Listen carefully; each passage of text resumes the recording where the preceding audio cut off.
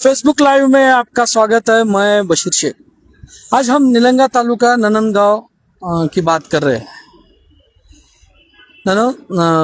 वहाँ पे जो शेतकरी जो है उन्होंने ब्याज से कुछ पैसे लिए थे और उसका ब्याज कितना हो गया, कितने लिए थे, कितना होगा, ये हमको आपको बताने वाले हैं। हमारे साथ में शेतकरी है। पहले शुरू क्या नाम है भाई तुम्हारा? मुबिन मासूमदार। मुबिन भाई, कितने पैसे लिए थे तुमने? 70,000 लिया था और 1,70,000। अच्छा, 1,70,000 के 10 लाख रुपए भरे हम। 1 लाख के 1,70,000 के 10 लाख रुपए। देखिए क्या कह रहे हैं, 1 लाख के 10 लाख रुपए भरे। पुलिस प्रशासन फिर भी खामोश था वहां का निलंगे का, और जो ब्याज का धंधा कर रहे हैं पुलिस प्रशासन उसको सपोर्ट कर रहा था क्या? ये सवाल है हमारा पुलिस प्रशासन से। हाँ। फिर क्या हुआ? फिर क्या, अभी भी तकलीफ दे रही वो लोग। बाहर गाड़ी लेके, गाड़ी की चाबी निकाल के लेना, मोबाइल लेके निकाल के लेना। अभी तो कितने पैसे दे के भी और पैसे है क्या तुम्हारी तरफ? हो सर। हाँ? अभी कितने मांग रहे पैसे? वो पैसे 1,40 में जामीनदार हूँ गणेश लिमरा जामबिलपुरे के। कल लेके गया था मेरे को यहाँ से। यानी तुमने पैसे भी नहीं लिए हो?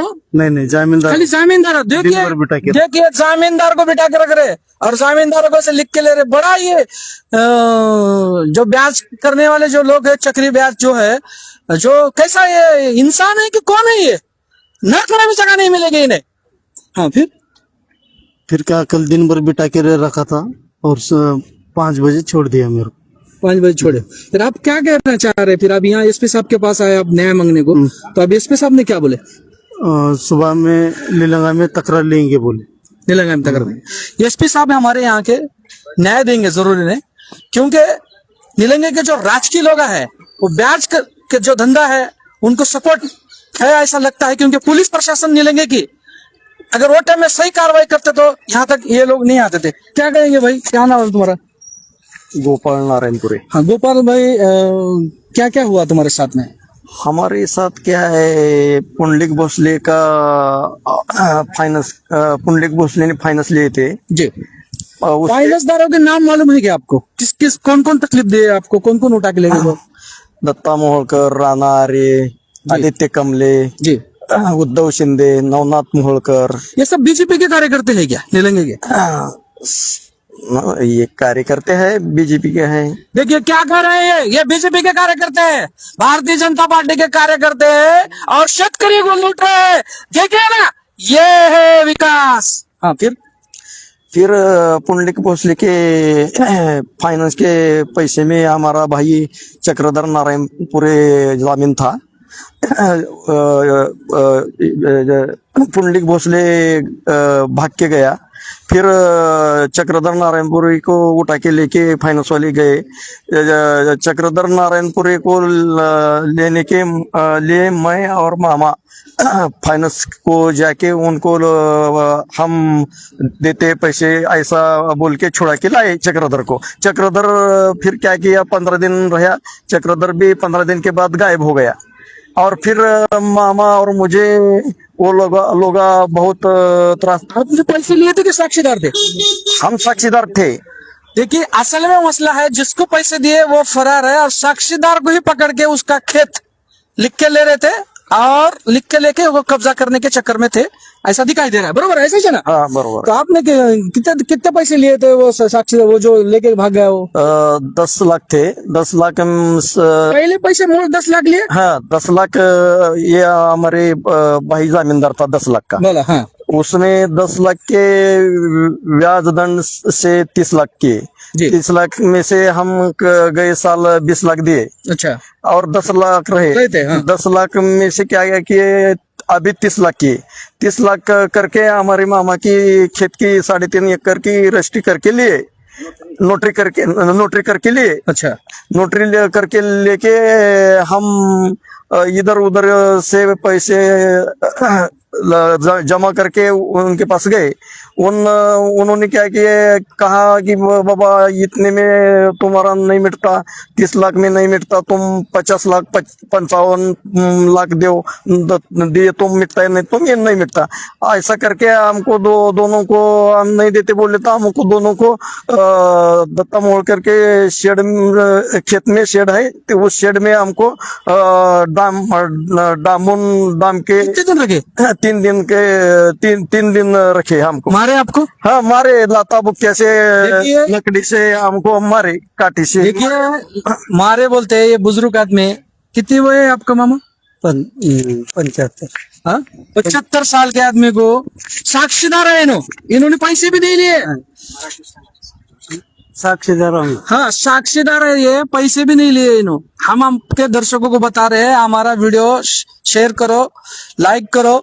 और ये नीलंगे तालुके में के हैं, और नीलंगे के जो वहाँ के जो पीआई थे, उन्होंने अगर सही दिशा में अगर एफआईआर फाड़े उन्होंने, मगर उनको गिरफ्तार नहीं करे, चार्जशीट दाखिल करे उन्होंने और उसको बेकसूर करे। ये है वहां का पुलिस प्रशासन। अब उन्हें जाकर एसपी साहब ने, आईजी साहब ने फोन आने के बाद एसपी साहब अभी चौकसी कर रहे हैं और कल नीलंगे में जाने वाले। ऐसे आदमी को, साक्षीदार को इन्होंने मारा, 3 दिन अंदर रखा। ये बड़ा जुल्म, जालिम लोग हैं ये, इन्हें सही में छोड़ना नहीं चाहिए ऐसे लोगों को। हाँ, मग काय झालं?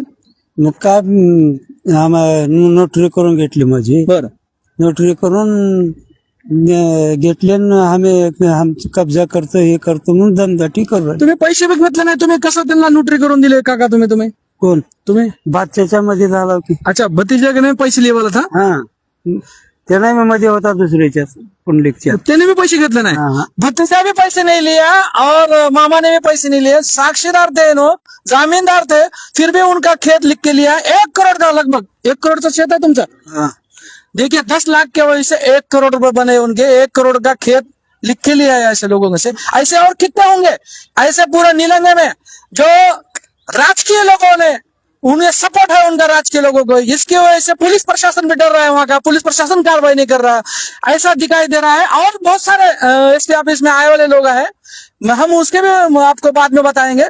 लेकिन बड़ा इनके ऊपर अन्याय, जुल्म, अत्याचार हुआ है। और कहीं ना कहीं ये भारतीय जनता पार्टी के हमारे जो महाराष्ट्र के मुख्यमंत्री है, गृह मंत्री है, देखिए क्या हो रहा है ये नीलंगा शहर में, कितनी दादागिरी बढ़ गई है, कितना जुल्म हो रहा है नीलंगे तालुके में। थोड़ा सा देखिए, आने वाले दिनों में पुलिस प्रशासन क्या करता है क्या नहीं, ये तो पता चलेगा। और एक हमारे साथ में है, क्या नाम तुमचं सर? कुंडलिक भोसले. कुंडली भोसले जी, बोलिए क्या मसला हो गया? काय नाही, मी 1.5 लाखाला जामीनदार होतो गणेश आंबिलपुरे याला, हाँ, आणि त्यानं पैसे न भरल्या कारण मला त्याचे पैसे भरावे लागले. तो तुम्हें जामीनदार असून पैसे भरले? जामीन. यहाँ सबसे ज्यादा अगर किसी को लूटा है तो जामीनदार को लूटा है। पैसे देने वाला तो भाग गया इनके डर से, पैसे लेने वाला भी भाग गया, लेकिन जामीनदार को पकड़ा है, क्योंकि जामीनदार शेतकरी है, इनके पास खेती ज्यादा है, इनकी नीयत बदली गई। और गरीब आदमी है, शेतकरी आदमी को फंसा के उनसे लिख के बाउंड्री लॉटरी करूनच घेत तुमचे रजिस्टर करून घेतो आप, क्योंकि आप रजिस्टर करके लिए बोलते हैं। कितना बड़ा 5 एकड़ साक्षीदार है बेचारे, कोई नहीं इनका। प्रशासन से कहना चाह रहा हूँ, यहाँ के एसपी साहब से कहना चाह रहा हूँ, इनकी रजिस्ट्री वापिस करके इनके नाम पे वो जमीन दिलाए, ऐसी हम गुजारिश करते हैं प्रशासन से। हाँ, फिर क्या हुआ? नंतर मग पुन्हा हे रजिस्ट्री करून घेतली. अजून बी माझ्यावर त्याने कर्ज काढतातच. अजून 1 कोटी रुपये 70 ते 80 लाख रुपये द्या म्हणतात. पैसे तर द्या, नाही तर कब्जा तर द्या. अजून बी तकलीफ चालू आहे, अजून बी जमीन आमच्या कब्जात आहे. शिवीगाळ चालू आहे. बड़ा ये आदमी पे सबसे इम्पोर्टेंट, ये आदमी पे बहुत बड़ा जुल्म हो रहा है। इसका कोई संबंध नहीं, इसने पैसे भी नहीं लिया। जामीनदार होते हुए आदमी की 5 एकड़ लेना, ये लोग हैं क्या है? ये जो फाइनेंस वाले हैं, ये बहुत बड़े चातुर दिख रहे हैं। ये 5-6 लोग हैं, बोलते हैं, नाम बोले उन्होंने, 5-6 लोग हैं। ये साक्षीदार कुछ फंसाते हैं और साक्षीदार की जमीन लिख के ले रहे, साक्षीदार की जमीन रजिस्ट्री करके ले रहे। ये मेरे ख्याल से ये लोग नहीं, ये शैतान है, शैतान, मैं ऐसा कहना चाह रहा हूँ। अजून बी त्रास देतात, येऊन पैसे मागतात, कब्जा करतो म्हणतात. माणिकला दे, श्री शैलेश बसपुरे अजून बी शेताला येतो म्हणतात, कब्जा करतो म्हणतात. ऐसा है क्या? हा, घेऊन घेतली. ठीक है, तो अभी पुलिस प्रशासन एसपी साहब के पास इनका प्रकरण आया हुआ है और राजकीय जो वहाँ के जो स्थानिक राजकीय नेतृत्व है, राजकीय लोगों का उस फाइनेंस वालों को सपोर्ट करते हैं, इसलिए वो ज्यादा कर रहे हैं। तो ये कहीं ना कहीं अभी रुकना चाहिए। ऐसे हम पुलिस प्रशासन के पास आए वाले हैं। अब पुलिस प्रशासन देखते हैं अब क्या करते हैं क्या नहीं, इसके ऊपर कार्रवाई होती कि नहीं। और एक हमारे साथ में एक शख्स है, हम उनकी भी बात करेंगे। क्या कहेंगे भाई, क्या क्या हो गया आपके साथ में, क्या नाम है आपका? मेरा नाम है आसिफ शेख। आसिफ शेख, हाँ बोलिए। पुंडलिक भोसले का जमींदार हूँ मैं।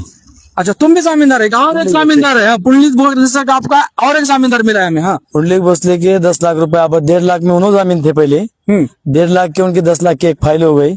10 लाख की फाइल में हम 4 जन जमींदार थे। जब पुंडलिक भोसले गाँव छोड़ को गए तो एक बंदे के ऊपर 2.5 लाख बटाए उन्होंने। तो उनको उन्होंने बोले कि हमको पैसे 2.5 लाख पुंडलिक भोसले के भरना पड़ेगा। जमींदार कुछ पकड़े असल में, जो लेने वाला भाग गया और जमींदार पकड़ेगा वो 10 लाख, वो ये है क्या 10 लाख के वो अलग है?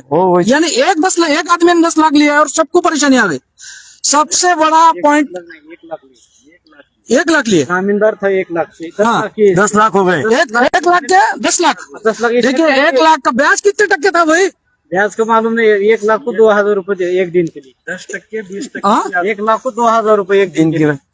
कम से कम 30 टक्के से भाव होगा। 60 टक्के, देखिए 60 टक्के का ब्याज है ये। अब बहुत मुश्किल है ये, मैं समझ तो अभी मैं खुद परेशान हो गया। लेने वाले कितने परेशान हुए होंगे और देने वाले कितने मस्तीखोर होंगे वो लोग जो बेचारे गौर गरीबों के साथ में अन्याय अत्याचार जुल्म कर रहे हैं। हाँ, फिर क्या हुआ?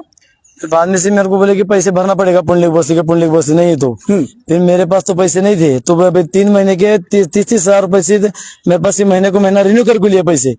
फिर बाद में से पैसे दूसरे 4 लाख रुपए थे, 4 लाख की रिन्यू कर को लिए पैसे। उनके पैसे भरा मैं पुंडलिक भोसले के, वो पैसे वापस मिलना।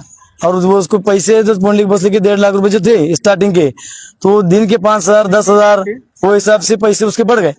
उसके पैसे हम पुंडलिक भोसले में जामिन थे, वो पैसे हमारे पे आंख के ऊपर बढ़ गए पैसे। ठीक है, अभी पुलिस प्रशासन से ये कहना चाह रहे हैं जिसकी रजिस्ट्री और जिसकी लॉटरी करे वो लॉटरी कैंसिल करे, रजिस्ट्री वापस करे जिसके पैसे है, और उनको वापस करके इनके ऊपर कड़ी कार्रवाई करे। ऐसी ये लोगों की मांगनी है। देखते हैं आने वाले दिनों में पुलिस प्रशासन क्या करता है क्या नहीं। जय हिंद, जय महाराष्ट्र, अल्लाह हाफिज।